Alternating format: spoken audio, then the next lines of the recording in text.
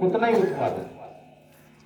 तो ये बात आप लोग जरूर ध्यान रखें, क्योंकि गन्ना में जैसे कुछ महाराष्ट्र के किसान हैं, अपने उत्तर प्रदेश के किसान हैं, तो किसी ने तो 3000 कुंतल मतलब 2.5 एकड़ में लिया है, 3035।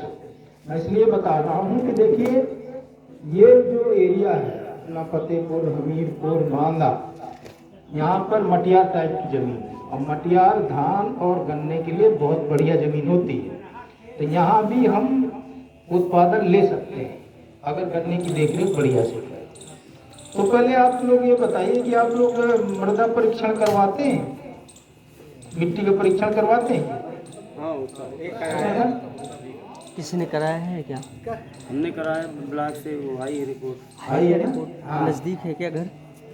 नहीं, हम श्याम खेड़ा से हैं, ब्लॉक। ठीक। यहाँ किसी के तो पास एक तो मैं आप लोगों को ये बता दूं कि अपनी मिट्टी की जांच जरूर करवाइए, पहला। लेकिन देखिए उसका कारण ये है कि मिट्टी में जो आप देखिए, उसका कारण मैं बता दूं क्यों करवाना चाहिए, कि मिट्टी में क्या ज़्यादा है, क्या कमी है, और मिट्टी की दशा क्या है, उससे पता चलता है। उस हिसाब से आपको ये पता चल जाएगा कि मिट्टी में आपकी जो फसल लगानी है उसमें कितनी खाद डालें आप, या कोई माइक्रो न्यूट्रिएंट जो सूक्ष्म तत्व है उनकी कमी तो नहीं है, जिससे कि आप भले DAP यूरिया कुछ भी डालें, लेकिन जब तक पौधे को 16 तत्व नहीं मिलेंगे तब तक पौधा वो बढ़िया से बढ़वार नहीं करेगा। अगर एक भी तत्व मिट्टी में आपकी कम है तो फिर वो पैदावार आपको अच्छी से नहीं मिलेगी, क्योंकि उसकी वजह से दूसरे तत्व भी पौधे नहीं ले पाता, ये कारण। दूसरा जो मुख्य कारण ये है कि जो पौधे में जीवाश्म, मिट्टी में जो जीवाश्म होता है उसका पता चलता है, और जीवाश्म बहुत जरूरी है मिट्टी में। उसका देखिए मैं अनुभव आप लोगों को बताऊं कि पहले जब यूरिया और DAP आई थी चलन, तो आप लोग 25 किलो 30 किलो बीघा डालते थे, तो आपके खेत में जो गेहूं 2.5 एकड़ में या 1 हेक्टेयर में कहूँ तो 30-40 कुंतल हो जाता है, वही 25-30 किलो DAP, 25-30 किलो यूरिया बीघा से। लेकिन अब क्या हो रहा है कि अब आप 50-60 डालते हैं तब उतनी उपज मिलती है। दादा समझ रहे होंगे। उसका कारण यह है कि पहले हमारी मिट्टी में जो जीवाश्म था वो लगभग 1 से 1.25% के करीब था इधर इस साइड। तो उस वजह से क्या होता था कि हमें कम खाद में ही हमारा काम चला। अब क्या हुआ कि वो जीवाश्म कम हो गया, और जीवाश्म देखिए उसका मेन मुख्य जो रोल है, जो काम है, ये है कि जो हम यूरिया DAP पोटास और बाकी जो भी चीजें हम मिट्टी में डालते हैं फसल के लिए, उसको वो घोलता है क्या, बैक्टीरिया, और फिर पौधा लेता है। तो जब तक जैसे कि हम लोग भी पहले आटे गेहूं को ला करके आटा बनाते हैं, फिर रोटी बनाते हैं, खाते हैं, दाल को पकाते हैं, खाते हैं, इसी तरह पौधे में जब यूरिया DAP डाली जाती है तो वो बैक्टीरिया उसको घोलता है और फिर पौधे की जड़ को देता है, तब पौधा लेता है। और बैक्टीरिया का भोजन वही जीवाश्म। तो जब मिट्टी में जीवाश्म नहीं होगा तो बैक्टीरिया नहीं होगा, तो फिर आप यूरिया DAP डालते हो, उसका कोई मतलब नहीं होगा, यूरिया DAP आपकी खेती में पड़ेगी। इसीलिए मिट्टी की जांच करना चाहिए।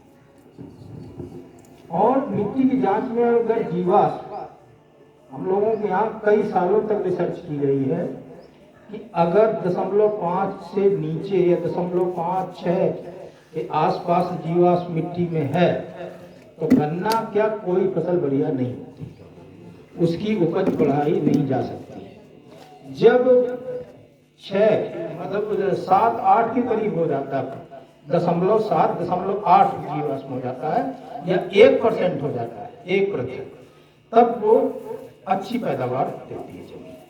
मतलब कोई भी फिर आप फसल लगाओ उसकी पैदावार जमीन में बढ़िया होगी, और यूरिया DAP पोटास अगर डालोगे आप तो पौधा उसका उपयोग बढ़िया से करेगा।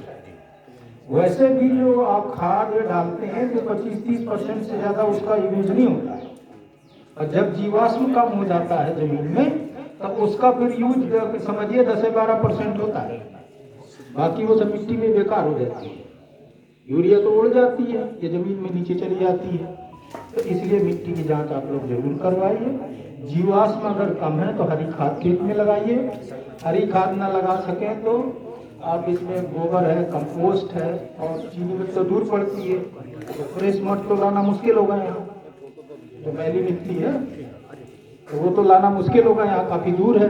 चीनी मिल हैदरगढ़ में, यहाँ काफ़ी दूर का भी खर्चा बैठ जाएगा। तो गोबर है, कंपोस्ट है, ये सब चीज़ें आप लोग अपने खेत में जरूर डालें।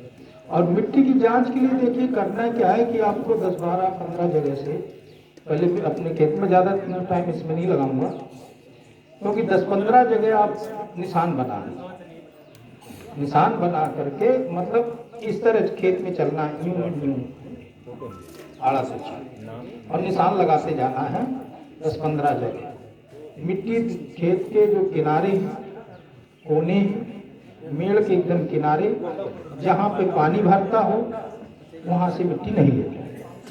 फिर जो इसे बी अक्षर का होता है, पहले वहाँ पे जहाँ पे निशान लगाया है उस जगह को थोड़ा साफ करना, और फिर जैसे अंग्रेजी का बी अक्षर नहीं होता यूँ, इस तरह का गड्ढा ही बना मिट्टी निकाल देगा।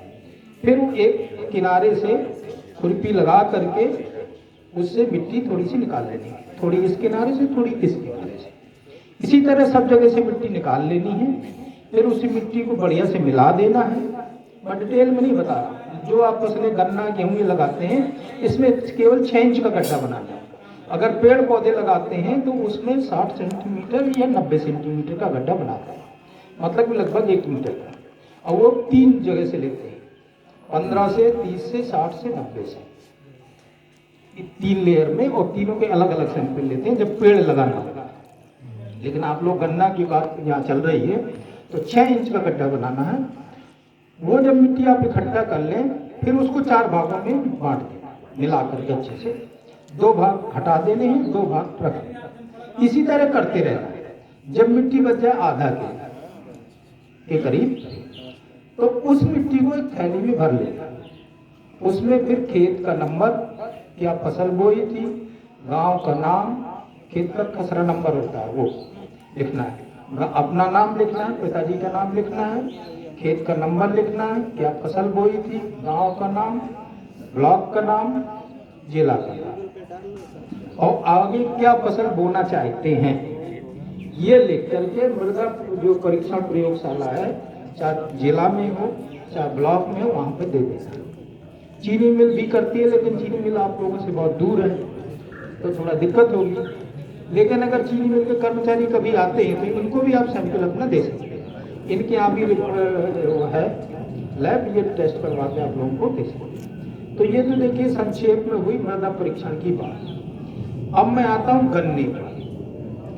तो देखिए गन्ने में 2-3 चीज़ें जो इम्पोर्टेंट हैं और ज़मीन में वो मैं बता दूँ। पहले तो अच्छा एक चीज़ बताइए, यहाँ पर भी रोटावेटर है?